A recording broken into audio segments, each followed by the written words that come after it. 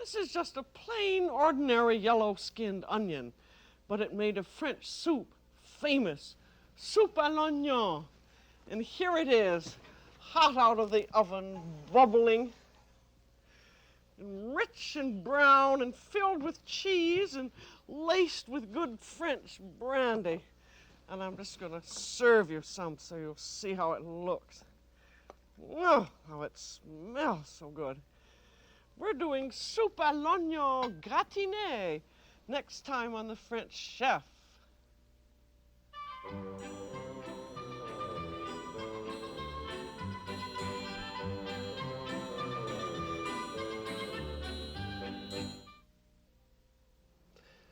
This is soup à l'oignon gratiné. I'm just putting a lot of cheese on the top of it. And then a little bit of oil goes on. And then it's going to go into the oven. And it's going to bake so all the cheese melts. And it's going to come out wonderfully brown and beautiful smelling. We're doing making your own onion soup today on The French Chef.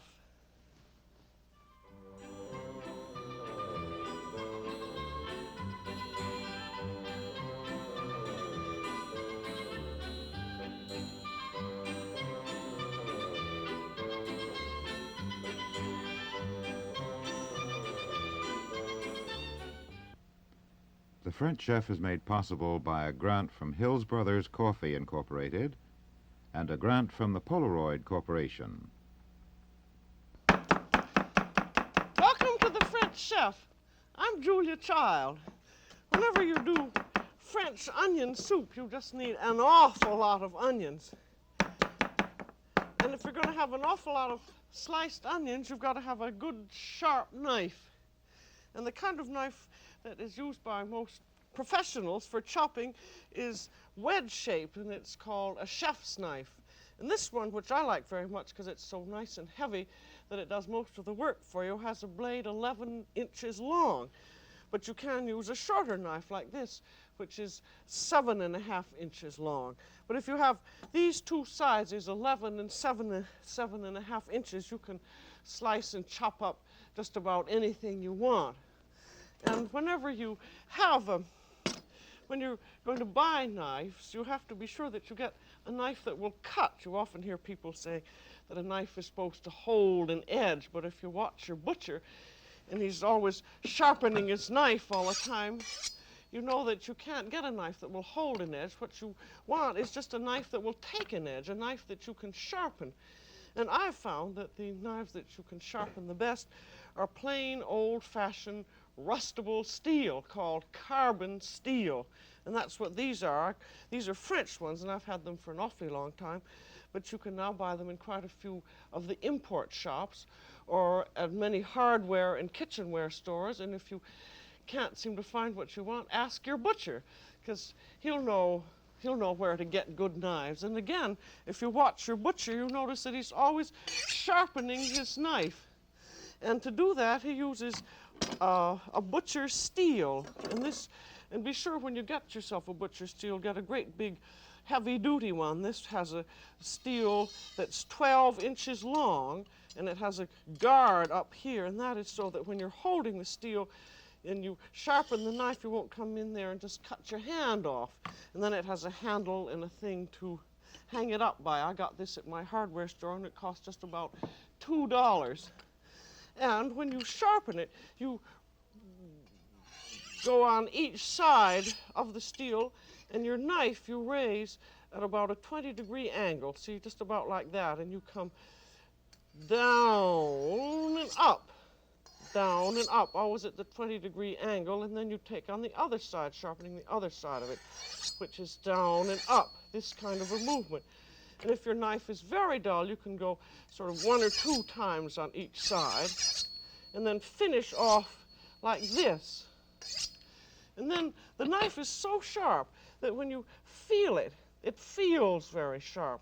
And also if you just lay it on top of a tomato, just the weight of the knife will cut through the tomato. Or if you laid it over your hand and just drew it across, the weight would cut your hand right down to the bone. In other words, a knife is a tool, and it's got to be very sharp. And they're your life in your kitchen, because it's so much easier to cook if you have sharp knives. In fact, I find usually when I go visiting and I'm asked to cook, I can't find any sharp knives, so I always take my own with me. So I conclude that not many householders have sharp knives, but they're so easy to sharpen, and they're not very expensive. But when you do get good knives and keep them nice and sharp, you really have to care for them like a baby. After you finish cutting with them, you should immediately wash them by hand. And the carbon steel ones stain quite easily. I've got one here that I rub with lemon juice, and it just looks awful, but it's very easy to clean. You just take some steel wool and dampen it just very slightly, and wring it out, and take some scouring powder and put it on the side of the sink or in a little jar, and then just rub it over the knife hard. You see, all that stain has come out. That's just lemon juice, but if you let the knife sit around with something like that on it, it will immediately stain, but as you can see that it cleans off very easily. And then put it under water, but be sure, get into the habit of always having the blunt edge against your hand. If you have the sharp edge, you could just cut your hand right in two. So get in the habit of that, of using the tool correctly, and then dry it off. You don't ever want to put a good knife in the dishwasher, and you don't ever want to wash it in the sink with a whole lot of other instruments, because if you do, other things will bang against the edge and break it off. And for that very same reason, you don't want to leave it lying loose in the drawer. Use either a knife box or a knife holder, or what's awfully good are these magnetic knife holders like this. See, it just sticks on the wall like that. And this one's a very strong one. This is both for tools and knives. They have some rather fancy looking ones that aren't as strong as this, but be sure that get one that is both for tools and knives, and then you'll find that your knife will just stay on, and you'll never have any trouble about hurting the edge. And then, when you're going to chop onions, once you've got your sharp knife, you want to be able to chop things very fast, like this. See how fast that goes? And there your onions are all in slices. And this is something that you have to practice on. And I'll show you how you start out. You take your onion and you cut it through at the root end, like that. And then you lay it flat. And you take a few little slices off the root and a few little slices off the stem end. And then laying it flat again, there's your thumb at one end, and put your fingers at the other end. And your fingernails are bent back, and there are your knuckles sticking out a little bit, and those act as a guide. And your knife you hold with your thumb and your forefinger on the top of the blade, and your fingers gripping around the handle. And you don't put your finger on top of the blade. You have it under the blade. This may seem a little bit awkward at first, but the object of this is that your knife should be an extension of your hand. And if you have your finger on it like that, you don't have quite as much wrist movement as you do when you're this way. So practice holding it this way, and in about several days it will feel convenient. And then when you chop, you come straight down like that and out. You'll see now I'm coming straight down and then pushing out a little bit. That's the reason you have this wedge shape. You see, I'm coming against my knuckle like that, and then I'm, with my thumb, see, I push my fingers back a little bit at each chop. That's why you have your thumb, because that guides you. There, I'll do another one. There's the cut side down, and then cut off this little root end, and then cut off the little stem end, and then bracing it with your thumb, and your fingers pointed back, and your knife held this way, come straight down. You'll have to start doing slowly at first, and then gradually get faster and faster and faster and faster. Like that. You see, if you could have really mastered your knife, and this will probably take you maybe a week or maybe two, you can really plow through 2 or 3 pounds of onions in really 5 minutes or less.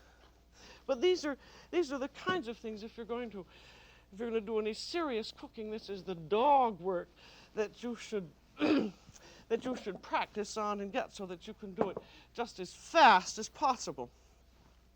Because then you won't be upset if you have a recipe that says that you have to have 8 cups of thinly sliced onions. It's very easy to do, and you rather enjoy it because it's something that you enjoy, take a pride in. See, now as soon as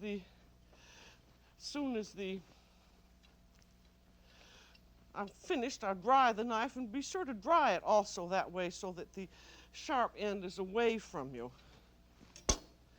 And now we're going to do onion soup for 6 to 8 people, so we want 5 to 6 cups of onions, or that would be 1.5 to 2 pounds of yellow onions.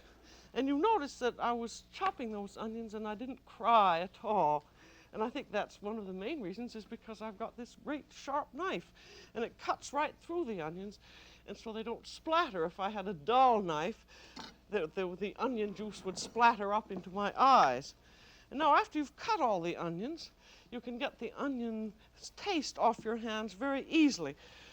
Wash them first in cold water, rinse them off, and then sprinkle about a teaspoon of salt in your wet hands, and then rub the salt in, and wash it off, and then wash it again in warm water. And if you find that you still have a little bit of onion on your hands, just repeat the process. But I think you'll find that this will get all the onion off very easily. And now, when you've got all of your onions chopped up, you're going to then cook them. And this soup calls for browned onions. And we have 5 to 6 cups for 6 people. And we're going to cook them in oil and butter. I'm going to put in about a tablespoon of cooking oil and about 2 tablespoons of butter. And then in go the onions.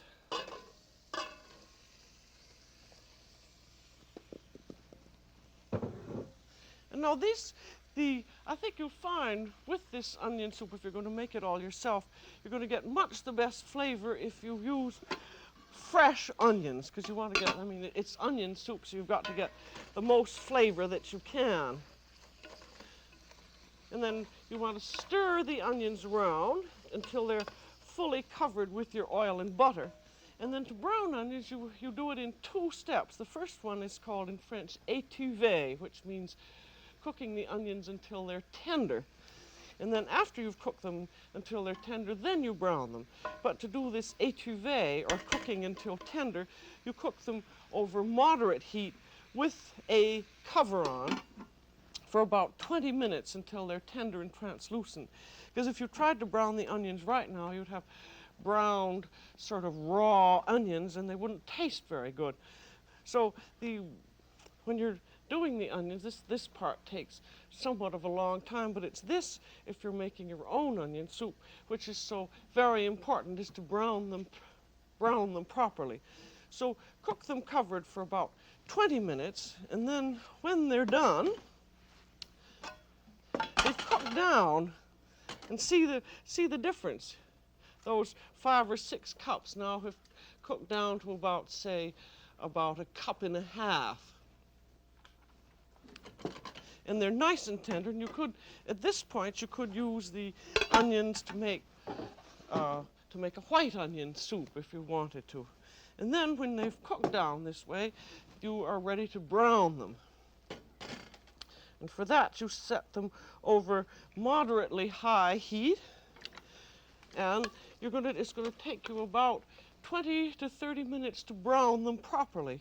And to help them brown, you add a little pinch of sugar, and you also add some salt. And I left the salt way over here while I was washing my hands.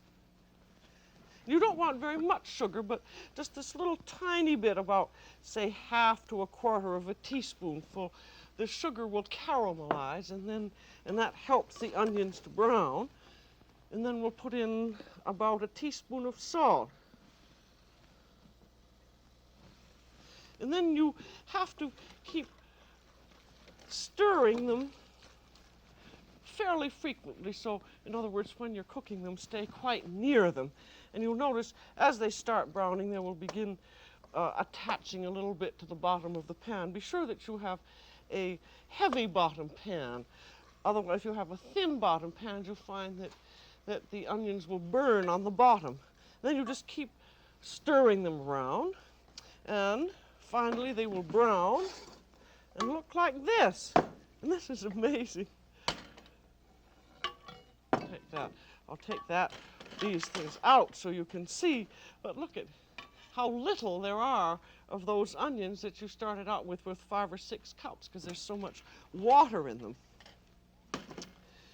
And so when you have your onions browned like this, you can use them for all kinds of other things, saying smothering steaks or hamburgers in onions. And these are just perfectly delicious just the way they are. And now we're ready to start making a soup out of them. And we want first to have about 3 tablespoons of flour in, because this gives the soup a little body and thickening. So that's 1 heaping tablespoon and 1 level tablespoon, and that makes 3 tablespoons. And this you want to cook over sort of moderate heat. And if you find that you don't have quite enough butter in, just add a little bit more, because you want to make a paste of it, because you want to cook the flour and brown it lightly.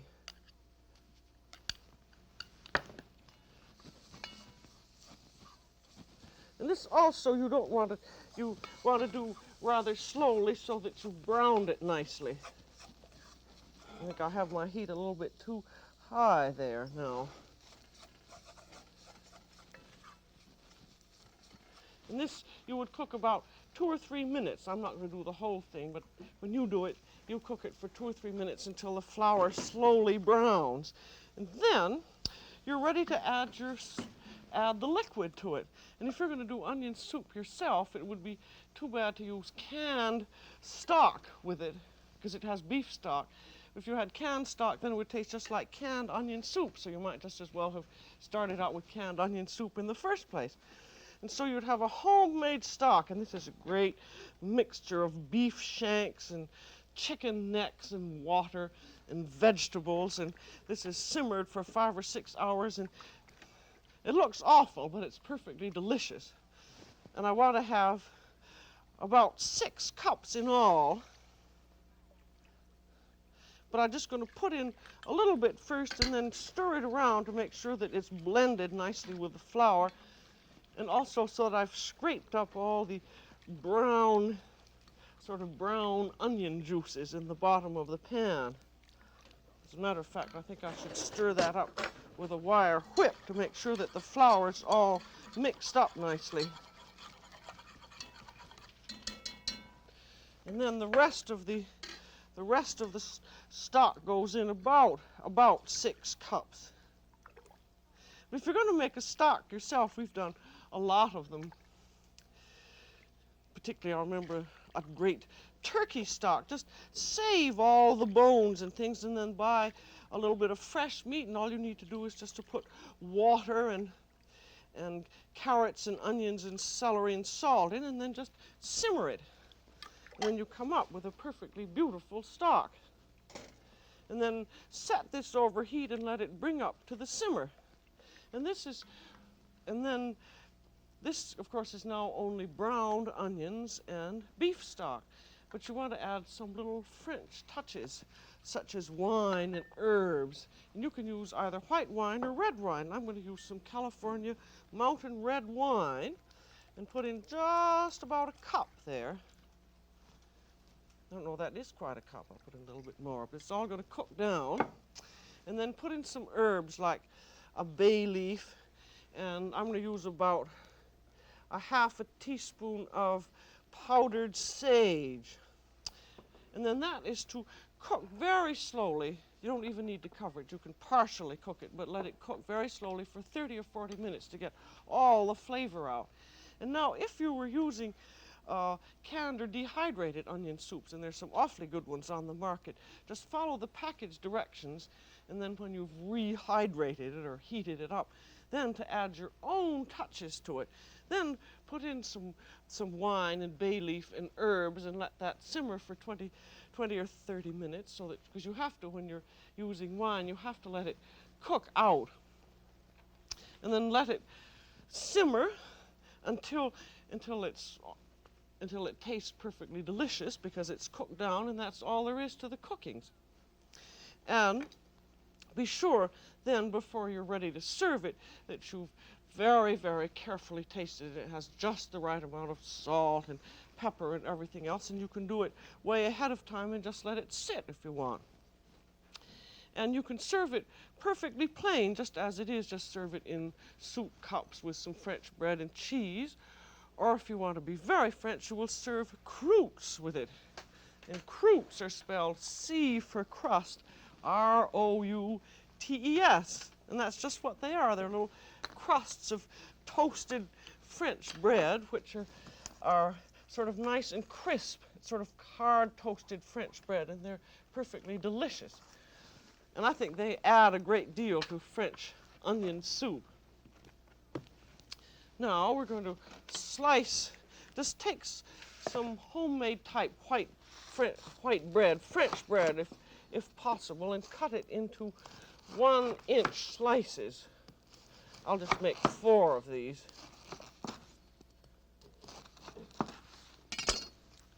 And then place it on a baking sheet.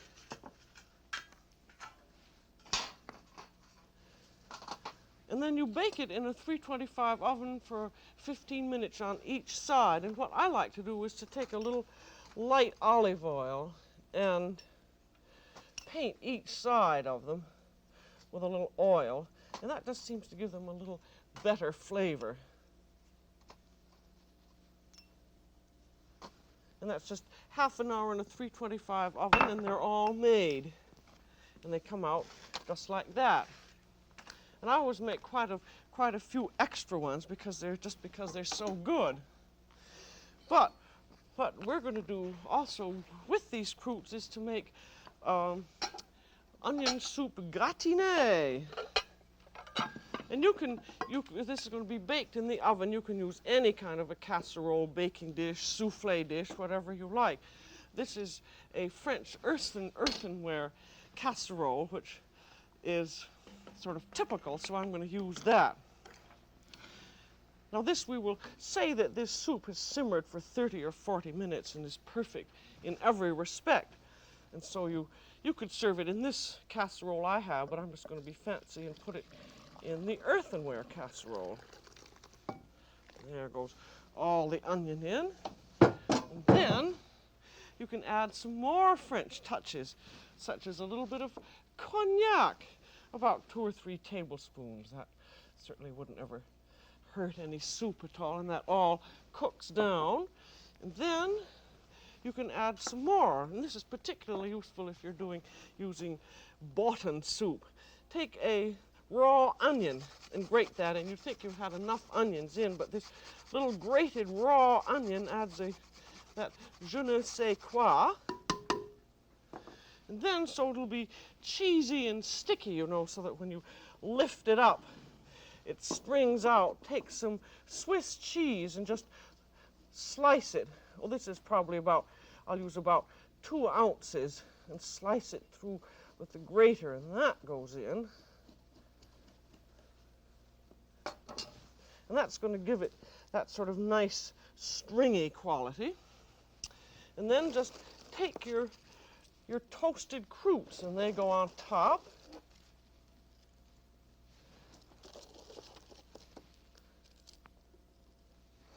And then the cheese goes on top. And this you would use a combination of grated Swiss cheese and Parmesan cheese. And be sure that you put a big, thick layer on, like about 1/2 inch, and be sure that you get all the toast covered, because when it goes into the oven, if you don't have all the toast covered, some of the toast will burn. And then take a little bit of olive oil or melted butter and pour that over the cheese. And that helps it brown. And then this should be done just at the last minute, and then you're ready to put it into the oven. And this bakes in a 350-degree oven. And this bakes for just about half an hour. And I have one here that's been baked for just about half an hour. Out she comes. You see, that's all bubbling nicely. But the cheese hasn't browned very much. So then you put it under the broiler for just about a minute until just to brown the cheese very lightly. Gosh, it's so hot, I better use some pot holders. I tried thinking that I could both brown the cheese at the same time as baking it in the oven the other day, and I put one in a 425-degree oven and found that it bubbled up so much that all the croutons sort of had a tumbled effect, so that didn't work at all. So you have to do it in 2 stages. And now while this is browning, here you can of course serve the soup in little individual cups, and you don't have to gratinate it. And so you just put a croûte in the bottom and then pour some onion soup on the top. And then just put on some cheese, and you can serve it like that. Or if you want to make more of a meal of it, you can put the croûte on, and then you can put a poached egg on top of the croûte, and then the cheese on top of that. Now, the way this is now, you could put, say, 2 or 3 croûtes in, and just bake and brown this in the oven. So you have all kinds of ways to serve it. Now I better go back before that. It's really browning here. That's beautiful. There you are. I think that possibly browned a little bit too much, but I don't know. It gives a very good effect. But remember, when you're going to do the gratinée, you can get the soup done as far ahead as you want. As a matter of fact, I think if you did it a day ahead, it would probably even taste better. But don't do the gratinée until the very last minute, and then take it right into the dining room.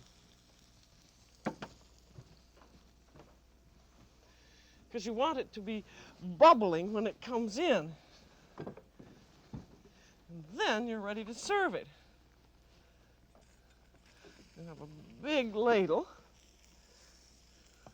You usually have to cut down through the top a little bit. And there you are.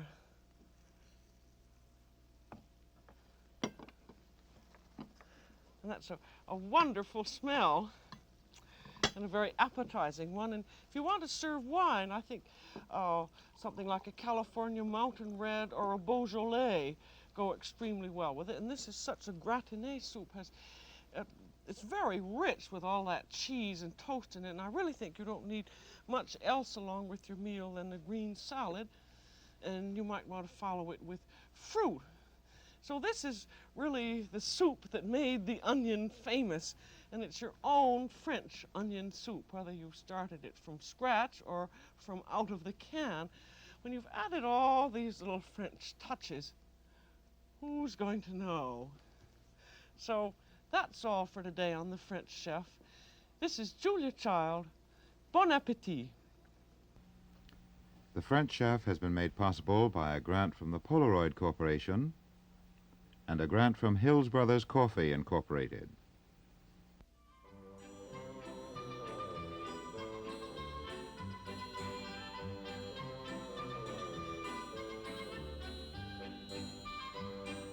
Julia Child is co-author of the book Mastering the Art of French Cooking.